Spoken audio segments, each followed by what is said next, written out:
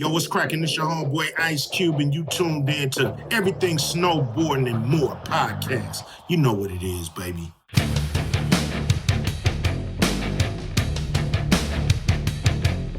Welcome back to the Everything Snowboarding and More podcast. This is episode number 38. My name is Mike Hardaker, and I'm your host. This episode is being sponsored by Spark R&D. Spark R&D is the manufacturer of one of the best splitboard bindings on the market. If you're looking for a rad pair of splitboard bindings, if you can find them, check out sparkrnd.com for more information. This week's guest is Bode Miller. We had a really fun interview. We're doing a little bit different format this year, just straight interviews.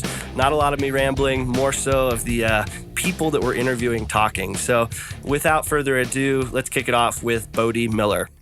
All right. This week's guest is one of the all-time great American ski racing legends. Bode brought home 2 World Cup championship titles over the years, 6 Olympic medals, and he's one of those skiers that kind of did things at his own accord. Bode, welcome to the show. Yeah, I appreciate it. Thanks. Yeah, no worries. So tell us about your family's background in skiing. I had read that your grandparents were involved with the ski resort. Yeah, I mean, more passively. My grandfather was in the Navy in World War II, and my grandmother was kind of a hot skier in Squaw Valley in California. And my grandfather somehow convinced her to move from Squaw Valley to upstate New Hampshire, buy some land, and start a ski lodge. So it was early on in that. There was a small local crew who was more working on, snowmaking, the very, very beginnings of snowmaking and grooming techniques and all that. So my grandfather, by proxy, operating a ski lodge, even though it wasn't terribly successful, and turned into a tennis camp to offset costs, because the first year I think they had four patrons at the ski lodge for the year. So he started a tennis camp and a tennis court building and resurfacing company. He was just kind of a natural doer, and coming out of the military was ready to get his hands into something. So he just worked with a guy, Sal Hanna, another sort of New Hampshireite from Franconia and living there. And then they sort of pioneered a lot of that at Cannon Mountain back, we're talking, late 50s, early 60s. Wow. And so your skiing background, you learned to ski in the New Hampshire area, is that correct? Yeah, yep. Primarily at Cannon Mountain, but there it's kind of a understated hotbed of skiing, just because there's 20 or so resorts within a couple hours of right where I grew up. So Brenton Woods, Waterville Valley, Loon. I mean, Waterville had World Cup races in the 80s that I was able to go to and see Tomba and Paul Akala and all those guys racing right in my backyard. But both sides of my family, my dad's side, grew up in Vermont, Burlington area, skiing at Stowe, and were, like most New Englanders, kind of pretty involved in skiing, and some of them raced at low levels and some higher levels. My mom's side, New Hampshire, primarily Cannon, went on to ski collegiate and in a couple cases pro racing on the pro circuit. But so it was kind of just a natural flow into the sport. I mean, everybody did it back there when you were growing up. That's great. And did you, who were some of your early influences, watching ski racing? Were you watching, Herman Meyer and Franz, or was it more like AJ and Tommy Moe? Where was that kind of early inspiration for you? I grew up more or less without a TV. So the first kind of ski racing I saw was probably the 84 Olympics, where Phil and Steve Mayer, were successful. 1, 2, and Bill Johnson won the downhill. And, they did the behind the scenes thing on Bill Johnson, where he was kind of a troubled youth and had been in and out of juvie hall, was boosting cars. And I think that kind of was the most impactful. Not that I necessarily idolized or felt compelled to be like any of them. I didn't see a lot of similarities, but that started the conversation with my grandmother more about what it took to be successful in skiing and how do I sort of start that process. And I was 7 years old, and that was a really impactful first exposure. There wasn't really skiing coverage at that point. I mean, you had Wild World of Sports, but I just didn't watch TV much, so I didn't really see ski racing on TV beyond the Olympics, which I think probably the case for the majority of Americans. Right. Well, I'm glad that's interesting. You talked to your grandma about, what it takes to become a skier. One of the questions I wanted to ask was, what it takes to become a ski racer and somebody that's willing to, try and compete at the World Cup level or go for the Olympics. Yeah, I mean, I'll regurgitate her answer as it's probably morphed in my brain over the last 40 years. But, she said it takes, no one's born an Olympic racer. They're all born, kids, they poop in their diapers, they do normal stuff. And just like I did, they just, had a good environment. They were determined. They had a decent skill set, and they were creative enough to figure out how to figure out their skill set to actually win or compete against the best in the world. And, a lot of that just kind of stuck to me as determination. You had to stay around. You weren't going to be good enough to be a world-class skier when you were 12 or 13 or 15. It was going to happen when you were in your early 20s. So you kind of had to build your timeline around that. And you had to kind of play long game. You had to change your body into something that was going to be effective to race World Cup. And you had to, stick with it long enough. You had to prevent injuries. It was pretty in depth really she was aware. I mean, she was a racer and had tried to make the Olympics in 1954. So she kind of had a unique knowledge base and had seen her kids grow up through the sport. So I think I was very fortunate to have that type of feedback. And we had a good rapport and that it resonated with me. I understood, and I was off to the path. Well, I like you talked about the physical aspect of that. How about incorporating like psychological or esoteric practices? Was that a part of your training over the years? Yeah, I mean, that was, I guess, pretty early on in my development that I was good at being objective. I'd been growing up at a tennis camp in New Hampshire. I was used to seeing a lot of other athletes in all different sports, most of who were better than I was at that particular sport. And I had to incorporate their strengths into what I was doing. I had to be pretty solid objective at how to manage that and how to grow. And, one of the things I discovered pretty early was I was never going to be the biggest, strongest, fastest athlete really in skiing or in tennis or in soccer or anything else. But what I had was I had really sharp mind. I was quick. I was really good at tactics. I was, uber creative, and I figured I was durable. I had big bones and big tendons and small muscles, and I just didn't get hurt easy at all. And so, yeah, the more mental / emotional side of it was always a big component for me. And I realized that I needed to, without having the physical or really the technique, and that was just based on logic. Europeans are born and raised in a system that builds perfect technique. I was not that. I was never going to be as strong or powerful as the behemoths of the sport. So I needed some tool to allow me to win. And that became my ability to be creative, look at line, figure out how to be faster through creativity or risk taking. And so I developed that skill and that sort of awareness alongside my physical and technique and skills that I was building in the sport. I sort of was able to do that in all sorts of different sports. I was working on the mental aspects and risk taking and failure mitigation, arousal control, and in tennis and soccer and every other sport I played as well. Definitely. And so as far as going fast, this might sound like a silly question. Do you go faster on your edges or on your base? Bases are faster. It's about pressure and friction. So smaller surface area, greater friction, greater resistance. So the surface area, spreading out the surface area, you have less friction. The edges are also metal. Metal is less slippery, is more temperature sensitive. So the base material, it holds wax and is porous and actually heats up, creates a more lubricated surface and is much faster. So the bases are definitely faster than the edge. Okay. So when you're standing in the start gates, say you were skiing, in your early years and you were going against somebody that maybe was one of the Europeans or somebody that was stronger, what were your thoughts like? And did that affect your confidence? I mean, when you were standing there, did you know that you were going to win and, that was all you were thinking, or did falling ever come into your mind? I mean, how were you able to really kind of shift that and become, the skier that you are?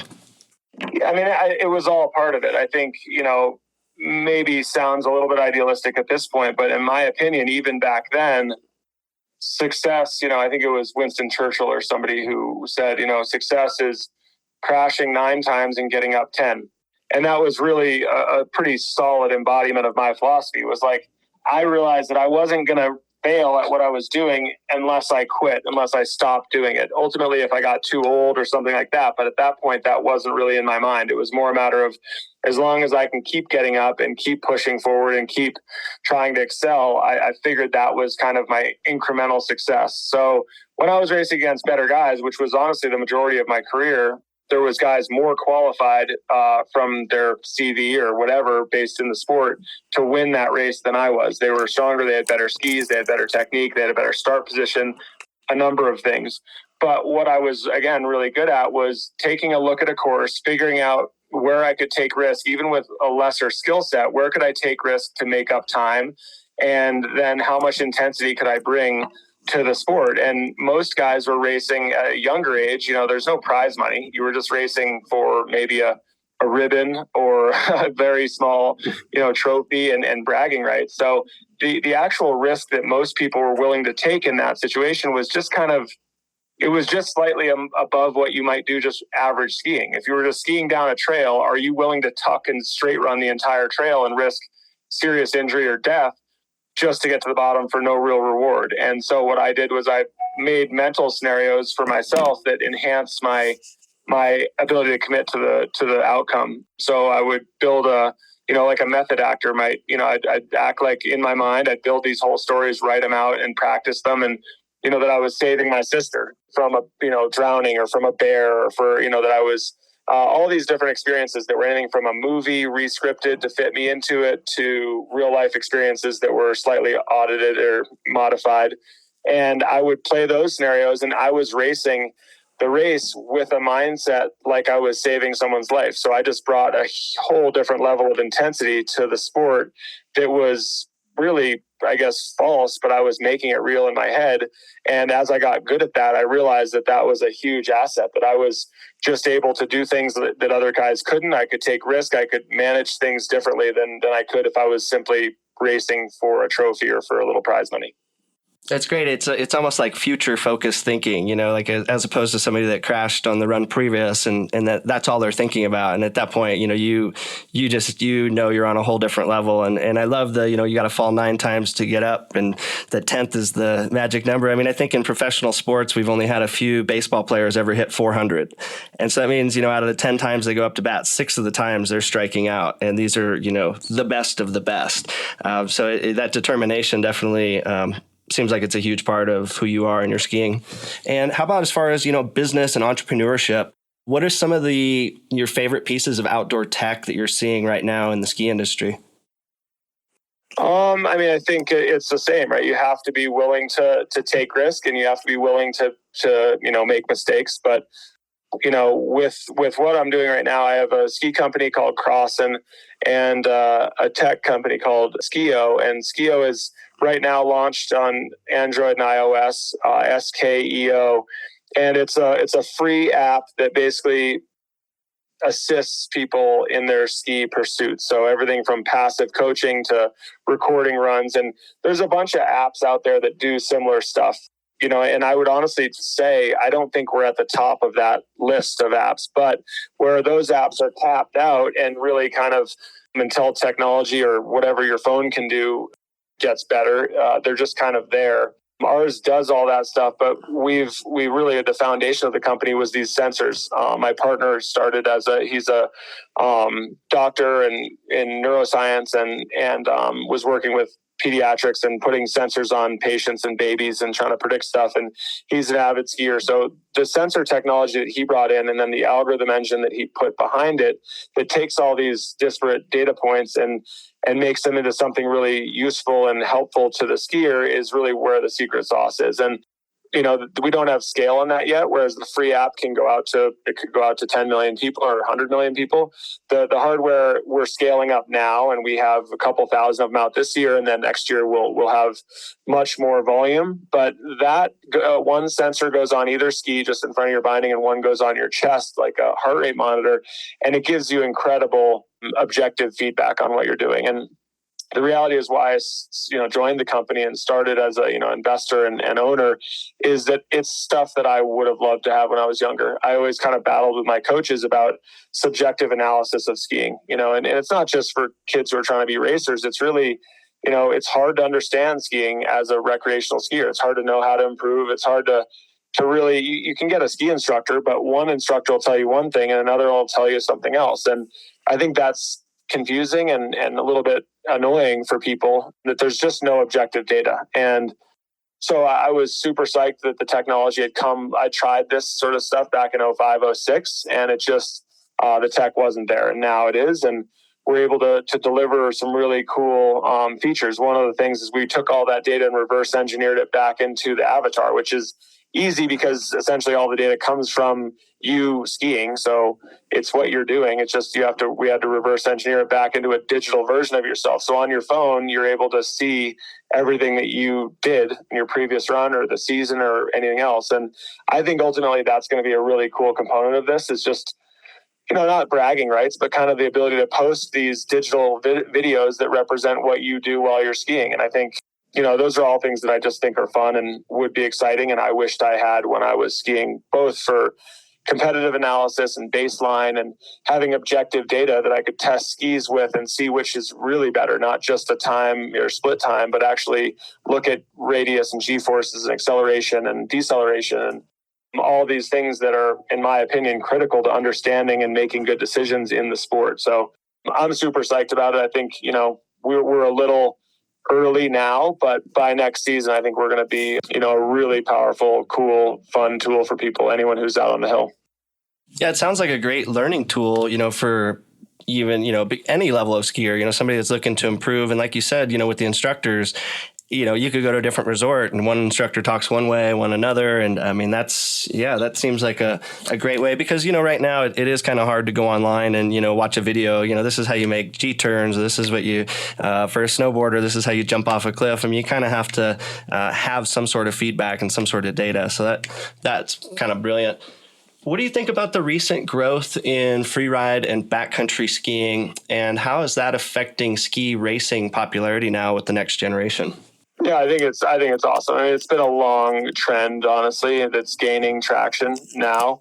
And I'm good friends with Jeremy Jones and do a bunch of stuff with him. And he's been morphing in that direction for a long time with his split boards and just kind of really enjoying outdoors. I mean, that's my passion. Started with just liking to be outside, and I realized that wasn't going to pay me a lot unless I figured out some way to monetize it. And I don't like the 9-to-5 grind. So I love that people are exploring that. I think, there's overcrowding and there's lots of elements of resort skiing that I never liked, and that I was luckily in upstate New Hampshire in freezing cold temperatures and I didn't have to deal with that much. But as I traveled around the world and went to, thousands of resorts, I was exposed to that side of it. And I see the appeal 100%. And it's, everything from connecting with nature and empowering yourself and fitness and enjoyment and just the overall experience. I think it's remarkable. I think it's a natural, very healthy, great trend. And especially during COVID, it's even blown up more because reservations at resorts are tough and there's fear over exposure. And the backcountry, there's just not those things. And you can ski stuff that you've looked at for your whole life and thought that maybe that would be an awesome run. And you can go check it out and see if you were right or wrong. And there is inherent danger and risk to it. But again, technology is keeping up in a way to mitigate some of that risk that I think is really, it's really great. I mean, it's not something I do that much. I'm not great at going uphill, but I've done probably more than your average person. But I love it. And I think it's going to only continue to grow. Definitely. Yeah, I had Jeremy on the podcast a couple episodes ago, and it's like you said, it's just getting outdoors and enjoying nature. And even the times that I'm guiding people, I say, it's not about what we ski today. It's about the tour and it's about the whole scope of it.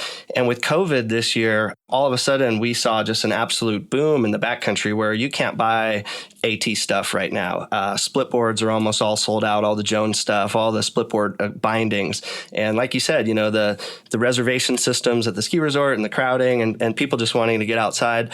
One of the things I really like about what Jeremy's doing and Jones Snowboards is they've really got that avalanche kind of safety message, because we are, putting a new user group kind of out into the mountains. And here in Jackson, Wyoming, I mean, all the avalanche courses sell out throughout the season. And so there's still a huge need for that avalanche education.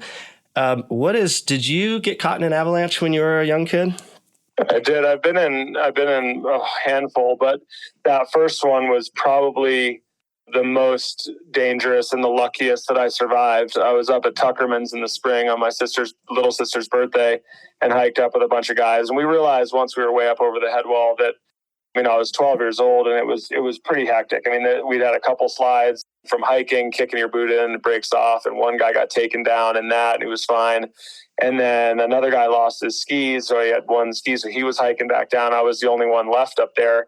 And I sort of built a plan. I wasn't terribly educated. The knowledge and awareness and accessibility of information back then was really poor, but I was a mountain kid and had grown up really, being serious about self-preservation because I was very independent and on my own. And I decided I was going to rip over to the main chute and just try to be gentle. And I hoped that I was small enough that I wasn't going to trigger anything. And I skied across over this massive cliff band to the main chute and made two turns and a huge 3-foot fracture line, 150 yards. Massive, massive slide, broke free. And I was more or less right in the middle of it. There was no skiing out of it. I sunk immediately and ended up going down and smashing through the lunch rocks, which is what saved me. The snow had packed up against it and created a giant plume of snow that was shooting off one of the lunch rocks that are the size of a school bus. And I happened to hit that, and it wasn't an impact because the snow had packed up against it, just creating a massive jump. And the snow was going 75, 80 miles an hour or whatever. And I flew through the air, and people saw my K2 KVC bases. They were those glow in the dark neon bases flipping through the air. So they knew somebody was in it. And it settled down to a stop, and I got pinned against another rock. Rock was probably 20 yards in front of me, but the snow stopped there, and all the other snow was still moving. And the only injury I had was dislocated wrist. It's just my ski strap. I had those old caber poles, and wrist strap was leather bolted on, and just popped my wrist. And then it stopped, and I dug myself out.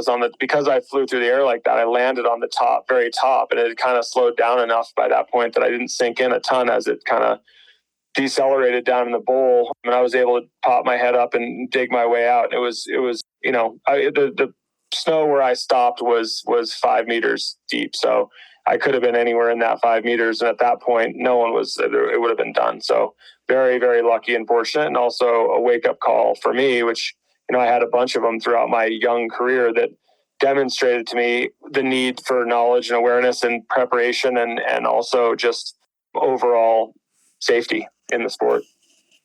Gosh, that's a heavy story. Yeah, it was. It was, and that, like I said, a few years before that, I'd been skiing a couple hundred yards behind one of the local ski bums at at Cannon Mountain. And then he walked out of a pair of MRRs straight into a beech tree and just exploded his head. And, I was there, I was 200 yards behind him, and, watched somebody just die right in front of me from pummeling into a tree, walking out of a binding. And it just resonated. I was like, holy crap, how many times could I have walked out of my bindings? I changed bindings at that point. I went to a Solomon 747. I put the DIN on 20. Right. And those are the skis I was still skiing on several years later. And that's why both skis stayed on. And that avalanche, I was flipping and tumbling and getting crushed, and both skis stayed on because I had 747s turned up to 20 DIN. And that probably did save me because I would have sunk a lot faster without my skis on. Wow. Tell us about the Bode Miller Turtle Ridge Foundation and how what you guys are doing with adaptive sports. I'll try to give you the short version. A friend of mine who I grew up with was in a car accident, was paralyzed, and through trying to help him and get him out there, he was a badass snowboarder, big old backflips, and he was one of the best in the Northeast. And I just saw what that did to him, the loss of his legs, and it was just brutally obvious that our infrastructure was not in place to support that injury or those type of people. And so I started the foundation back in, I think, 98 or so. On my own, I ran it for a few years just by myself, not really incorporated, and then eventually realized very quickly that there was huge demand and that the resorts simply needed leadership and a little bit of instigating, and then they'd take it over. We started adaptive sports programs at several different resorts around my home area. And we basically, it's more, instead of a mainstream organization trying to raise $10 million, we're more of a local template for hopefully other people to build on, to, create accountability in small areas and take care of each other and help facilitate opportunity and resources for adaptive sports and youth sports programs. So it's been huge. I mean, we're coming up on, I guess, maybe 17 years or 18 years since we actually became a registered 501c3, and we've done a lot of great stuff. We've partnered with a lot of other great foundations and got a bunch done. And there's always more to do, but I think the template we set is hopefully, I know it's been replicated. We do a couple smaller fundraisers. We mostly just tap into the local resources, become a hub for knowledge and awareness so that people know how and who to take care of. And it's been really, really cool. It's been a good journey. And during COVID, we've gotten, as most foundations, we've gotten hit pretty hard because we're not able to do our primary fundraising events. But yeah, I mean, it's a great foundation, huge amount of pass through. I mean, because we're so small and lean and we haven't got big, we just don't waste any money. It's really my sister, and that's about it. So all the money goes straight to the programming. That must be incredibly rewarding to watch somebody that kind of go out for the first time on a sit ski, or, bring somebody that maybe had an injury and is now getting reintroduced to the outdoors. I mean, it's kind of how I feel about the e-bikes. A few years ago when they first came out in Jackson, a lot of the bike paths were saying, hey, no e-bikes, no electric bikes. And I've got lots of neighbors that are, 80s, and all of a sudden they're like, hey, I can ride my bike to town again. And so just it's so great that you guys are getting people outdoors. Did you find a lot of the people in the program were former, people that did play sports and then had some sort of an injury, or was it just kind of a mix of all sorts of adaptive people? Yeah, it was a mix. I mean, I was also involved in the very beginning of Wounded Warriors Project, which was based out of Aspen. And so we kind of were supplementing, because honestly, Wounded Warriors was fantastic. I mean, it was a great organization. They were offering, incredible resources and opportunity for vets, but you had to be a vet. If you just had some other injury, you couldn't participate in their program. So this was kind of to augment that a little bit. And I still helped to grow Wounded Warriors kind of nationally, but it was a total mix. I mean, a lot of people were athletes or were kind of just total rec athletes, and some just were, your total average person who really hadn't participated in sports, but because the way we set it up, the barrier to entry was zero. I mean, you had to show up, you got your equipment, lift ticket, and lunch and lesson for free. It just kind of, it was enough of a poke in a small community where people came out of the woodwork. I mean, in the very beginning, I thought it was going to be a couple people who had, fit the mold, who had disabilities and were willing to get out there. And within the first year, we had, every ski we had and every program we had, people were driving from Massachusetts to come to resorts because they had an adaptive program. And it was just, even the locals. I mean, there was 35 people within our local community who just, people just, your eyes just pass over them. You just weren't aware of it. And so with that demand, I think it opened the eyes of the resort owners and operators to like the necessity of it. And it just hadn't really been done before. And they immediately responded by taking over and really funding it and taking it seriously. And it was a really amazing thing to be a part of. And I give huge credit to those people and operators and stuff who saw, because some could have just fought it for another couple of years, and it's not a huge moneymaker, but it's such an important thing to give those opportunities to that particular demographic. It sounds so wonderful. Have you ever tried one of the sit skis? Yeah, I have tried it a ton, and I've busted my ass a ton. It's so difficult, especially almost worse because I have so much experience in skiing and snowboarding. And you just have to unlearn a lot of stuff to understand how to not just pack it in. And your crashes are gnarly on those because it's like snow where you hook an edge and the first thing to hit the ground is like your face and shoulder. And it's just like, there's no saving. I mean, you're ratcheted in, like, reminded me of when I first really learned to snowboard, back in the early 80s, was like when you hook a heel edge, you go flatboard and hook a heel edge while you're trying to run something out on a cat track or something, and you just end up laying there just with the wind knocked out of you for 5 minutes. I mean, that happened to me 30 times in a sit ski.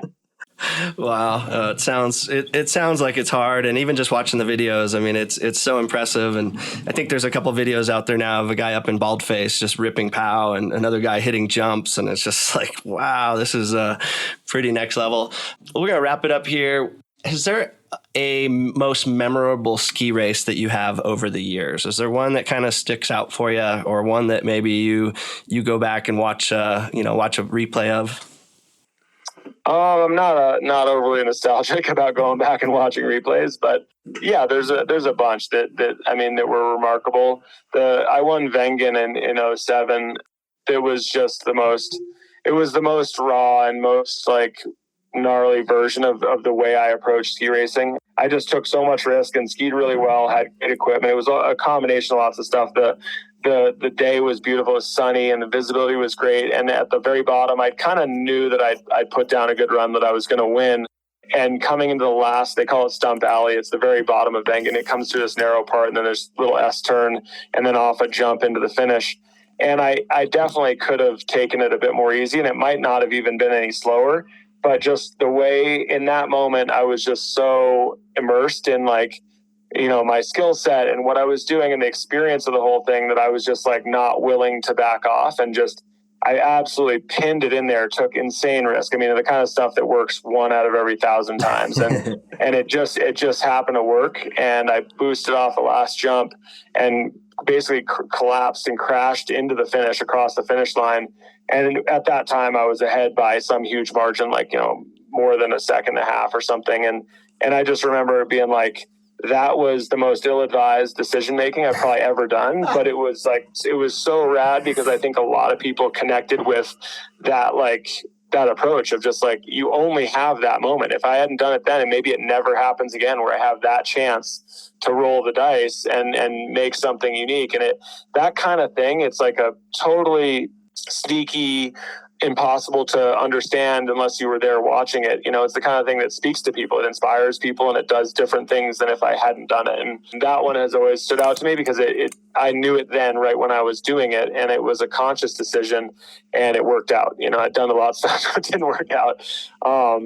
That was a pretty amazing race. Well, I'm going to definitely pull up the video of that after this call. And, Bode, you've inspired a ton of people over the years. I just want to say thank you. And, I wouldn't be here probably working in Jackson Hole if I hadn't watched, yourself and the other U.S. ski team guys. And I grew up in Southern California. So when the Winter Olympics came, it was like my whole household just shut down, and all we did was, watch NBC, and even if it was at different times. And so I'm sure there's a lot of people out there that would say the same. And just really like your attitude over the years, and keep it up, man.